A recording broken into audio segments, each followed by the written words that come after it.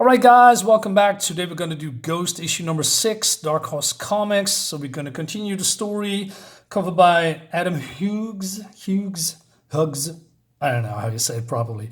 So from this cover, you say, well, okay, the cover doesn't really tell you anything. So we have the main, protagonist here, her sister, and the guy on the graveyard that is mourning for his family, right, for his wife or something.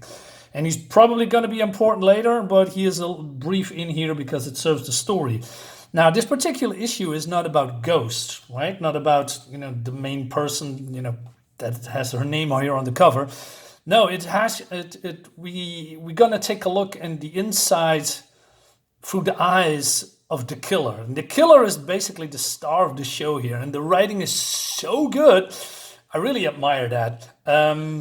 And this is a great story. So without further ado, wait a minute. Before we jump in, I have a comic called Gemini Crusaders. It's going to be launching next year in February around that time, maybe a little bit sooner, maybe a little bit later.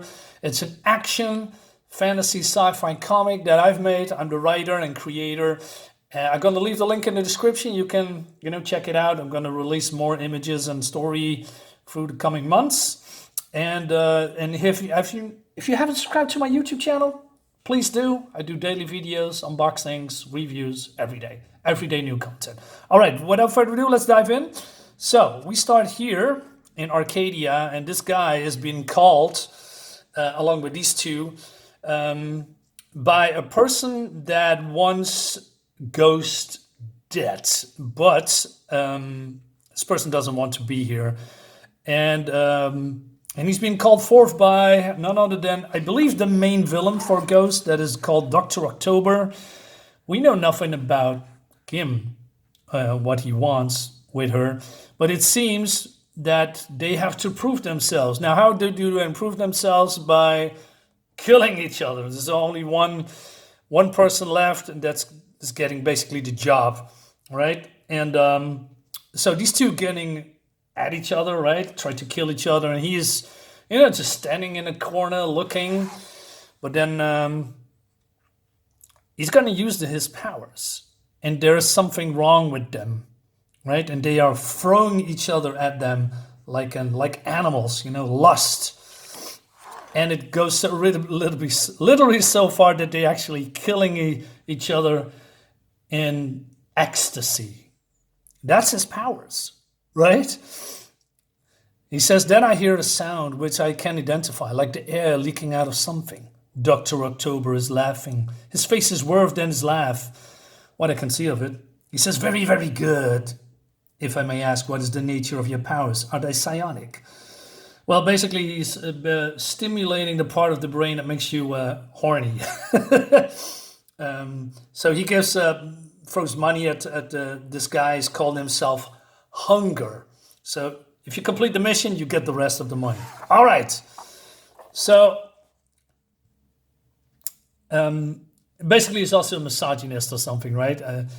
He says he won't say why he wants this or even how to do it, considering he's already dead. The ghost, right?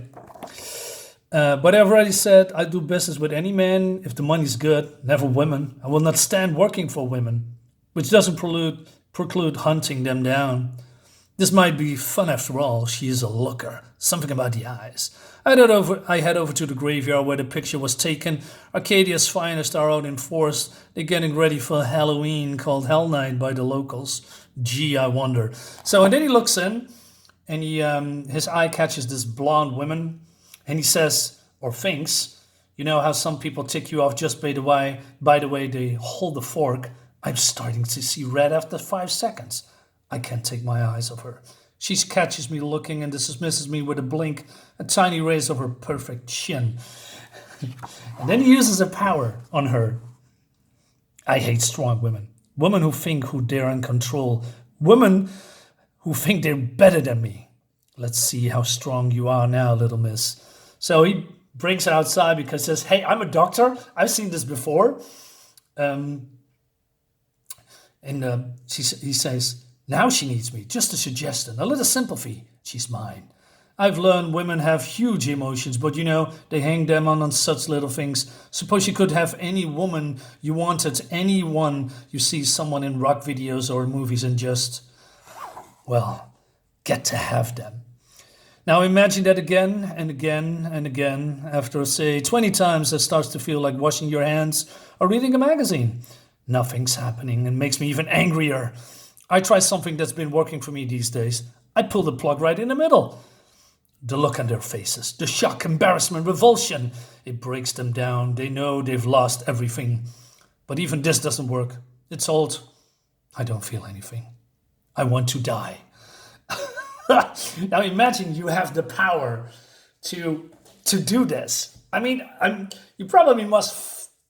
I'm not saying you have to feel something good for this or have sympathy for this guy, but because he's a murderer, right? But if you can get everyone you want, every woman or man, depending on your sexual preference, it's getting stale. Nothing tickles you anymore, right? You don't have to feel anything because you can do it with a snap of the finger. Still, cool power though. Well, depends how you look on it and what you want to do with it. So, anyway, let's move on. Anyway, so he's basically saying to us that, he starts with a little kid. He is doing that to Miss Evans, and he did something to her in front of the entire school of junior high graduation. But I guess thrills fade fast. Seems like I spent the last decade trying to feel something again, anything. Looks like this old place has achieved pop culture status. I don't see he hangs out here anymore. Talk about ghost.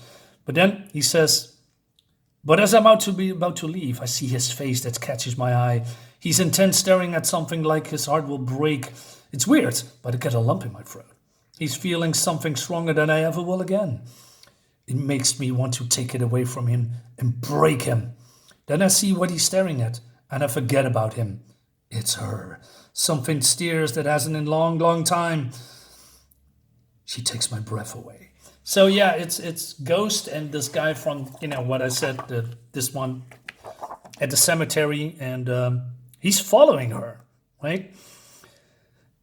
She turns with a set of those beautiful shoulders. She's saying goodbye to something here. But I'm sure of one thing, she's not saying goodbye to me.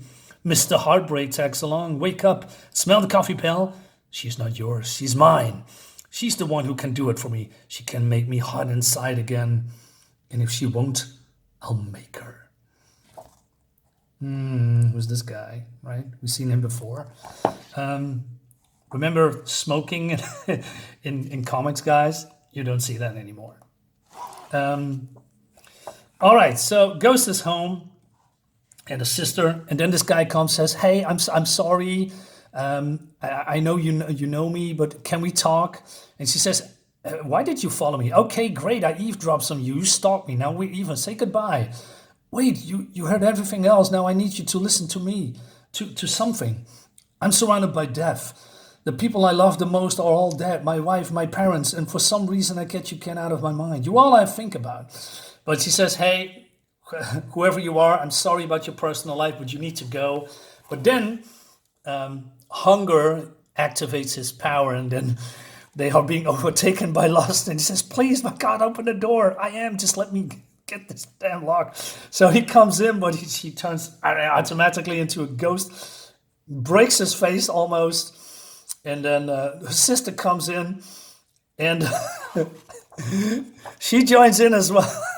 Well, and then he pulls the plug again, and look at those faces, except for her, like, that's nice. So Mr. Heartbreak is saying, I'm sorry, I don't know what happened, I'm terribly sorry." That was a very funny moment, although, pretty serious from a certain standpoint. So he says, look at him running away with his tiny tail between his legs. He's scared of what's inside him, scared of the truth. It should also leave her vulnerable, open to attention of a real man. Let's see, where do I want to kill her? So he says, hey, the subway, right? There's only one thing left to do, deliver an invitation. Now, I don't know how he got in her house. I love the Casper the Ghost, because ghosts get it. I made you do it, you naughty, naughty girl. What more? Meet me on the 7:15 between the downtown and 25th Street stations. Look at her face. So he's okay. So she's putting her clothes on, right? I know how she feels. She's been violated, but she's wondering, where did all that come from? Was that really me? All I did was open up a part of her that was already, always there, no matter how much she's forgotten about it. I like to think of what I do as a kind of therapy. Also, he talks about a librarian that he helped, and then she killed herself. And then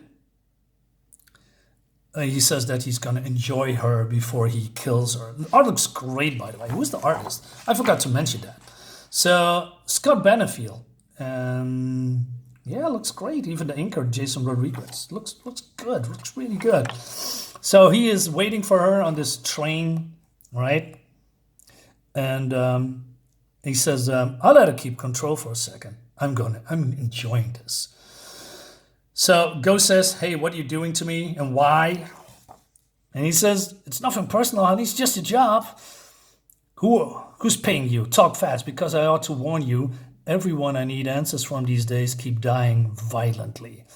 I get her without even trying. I start to get angry. I know exactly what's going to happen now. She was supposed to give me something new. And then she does. She's fighting it. She's hesitating like nobody ever has. God, I want her. More than I ever want anyone. I'm heading into new territory. Great facial expressions. And then she kisses me. And it goes on and on. What she's doing to me. I think I'm in trouble here. A roaring fills my head. All I can feel in the world are her lips, her tongue. Through a haze, I feel my power kick in and explode. I hear the groans and screams around us building, and we take off like a shot. Great visuals, by the way. Yeah. From somewhere far away, I realize what's happening. We're standing still and the train's running through us. I leave a wake behind us, spreading out like fire from my mind. This is my world. This is my home. I'm alive again. The engineer must be feeling it too. Our speed's building. The engines whine, become a scream. The station's flashing by. We're coming up to the last car. I'll be alone with her, floating in the dark tunnel, lost in her dark passion. Then I see her eyes. She knows what she's doing. She's using it. She's got more passion than I ever have. She's more than I am, and I love it. She takes me right to the edge. I'm almost there. Almost. It's the best. The best. Wow. I was right. She was the one. Others will be coming for her now, but no one will understand her like I do. I want to thank her. She's given me what I wanted most. She's given me peace. Finn. The end. Wow, that was so intense. I was really getting into it. I really liked it that we see it, like I said before, like through the eyes of this killer that can't feel anything because of his powers, and then she is the one challenging him and even, defeating him. And yeah, it's so awesome. Great writing. I didn't expect this at all. I mean, like I said, when you see this cover, you think, okay, yeah, well, post cover. But then you read the story and then, oh man, it really is so well done. I also, like I said, love this particular part. One of the best scenes in this comic. I love her face. Lots of cool facial expressions, great art. Yeah, thumbs up, big thumbs up. And that concludes the video, guys. Let me know in the comments what you think about it. I'll see you next time. Have a great day. Bye-bye.